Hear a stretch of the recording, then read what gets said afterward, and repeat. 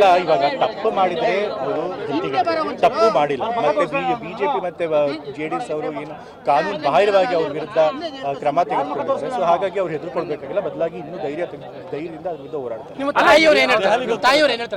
ಅದೇ ವಿಚಾರದಲ್ಲಿ ಪ್ರಾಸಿಕ್ಯೂಷನ್ ಆಗ್ತಾರೆ. ತಾಯಿಯವ್ರಿಗೆ ಮೊದಲು ಪ್ರಾರಂಭದಲ್ಲಿ ಬೇಸರ ಆಗಿತ್ತು, ಯಾಕಂದ್ರೆ ಅವ್ರ ಹೆಸರನ್ನ ಸುಮ್ಮನೆ ಸರಿಯಾಗಿ ಸಾರ್ವಜನಿಕ ಜೀವನದಲ್ಲಿ ಅವ್ರು ಯಾವತ್ತೂ ಬಂದಿಲ್ಲ, ಆದರೂ ಕೂಡ ಜನರ ಮಧ್ಯೆ ಎಳತಂದು ಮೀಡಿಯಾದಲ್ಲಿ ಎಳತಂದು ಮಾಡಿದ್ದಾರೆ.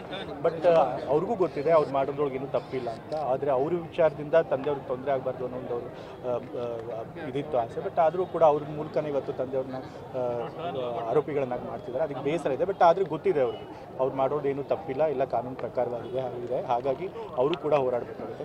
ಹೈಕಮಾಂಡ್ ನಿಮ್ಮ ತಂದೆಯವ್ರ ಪರವಾಗಿರುತ್ತೆ ಅಂದರೆ ಇವತ್ತು ಇಡೀ ಕಾಂಗ್ರೆಸ್ ಪಕ್ಷ ಹೈಕಮಾಂಡ್ನಿಂದ ಹಿಡಿದು ತಾಲೂಕು ಮಟ್ಟದವರೆಗೂ ಗ್ರಾಮದ ಮಟ್ಟದವರೆಗೂ ಎಲ್ಲರೂ ಕೂಡ ಇವತ್ತು ಇನ್ನೂ ಒಗ್ಗಟ್ಟಾಗಿದ್ದಾರೆ. ಯಾಕೆಂತಂದರೆ ಇವತ್ತು ನಮ್ಮ ಕಾಂಗ್ರೆಸ್ ಪಕ್ಷಕ್ಕೆ ಗೊತ್ತಿದೆ ಇವತ್ತು ಬೇಕು ಅಂತ ನಮ್ಮ ಪಕ್ಷನ ನಮ್ಮ ಮುಖ್ಯಮಂತ್ರಿಗಳನ್ನು ಟಾರ್ಗೆಟ್ ಮಾಡ್ತಿದ್ದಾರೆ, ಅದು ವಾಮ ಮಾರ್ಗದಿಂದ ಟಾರ್ಗೆಟ್ ಮಾಡ್ತಾರೆ ಅಂತ ಹೇಳಿ. ಹಾಗಾಗಿ ಹಾಗೆ ಮಾಡಿದಾಗ ಏನಾಗುತ್ತೆ, ನಮ್ಮ ಒಗ್ಗಟ್ಟು ಇನ್ನೂ ಜಾಸ್ತಿ ಆಗುತ್ತೆ.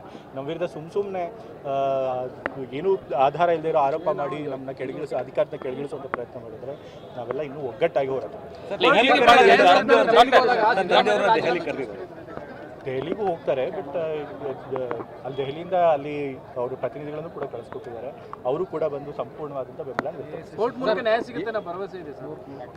ನ್ಯಾಯ ಸಿಗುತ್ತೆ ಅನ್ನೋ ಭರವಸೆ ನಮಗಿದೆ. ಯಾಕೆಂತಂದರೆ ನಾವು ಒಂದು ಪ್ರಜಾಪ್ರಭುತ್ವ ವ್ಯವಸ್ಥೆಯಲ್ಲಿ ಇದ್ದೀವಿ. ಇಲ್ಲಿರುವಂಥ ಎಲ್ಲ ಒಂದು ವ್ಯವಸ್ಥೆಗಳಲ್ಲಿ ನಮಗೆ ಎಲ್ಲೆಲ್ಲಿ ನ್ಯಾಯ ದೊರಕಿಸ್ಕೊಳ್ಳೋಕೆ ಅವಕಾಶ ಸಾಧ್ಯ ಆಗುತ್ತೆ ಆ ಎಲ್ಲ ಅವಕಾಶನೂ ಬಳಸ್ಕೊಳ್ಳೇಬೇಕಾಗಿದೆ. ನಾವು ಸರ್ಕಾರದಲ್ಲಿ ಇರೋದ್ರಿಂದ ನಮಗೆ ವ್ಯವಸ್ಥೆಯಲ್ಲಿ ನಂಬಿಕೆ ಇದೆ. ನ್ಯಾಯಾಂಗ ನಮಗೆ ನ್ಯಾಯಾಲಯ ನಮಗೆ ನ್ಯಾಯ ಕೊಡಿಸುತ್ತೆ ಅನ್ನೋ ಭರವಸೆ ಗೊತ್ತಿಲ್ಲ ಯಾವಾಗ ಹೋಗ್ತಾರೆ. ನಾ ಹೋಗ್ತಾ ಇಲ್ಲ, ಬಹುಶಃ ಈ ವಾರದಲ್ಲಿ ಯಾವ್ದಾದ್ರು. Okay, thank you.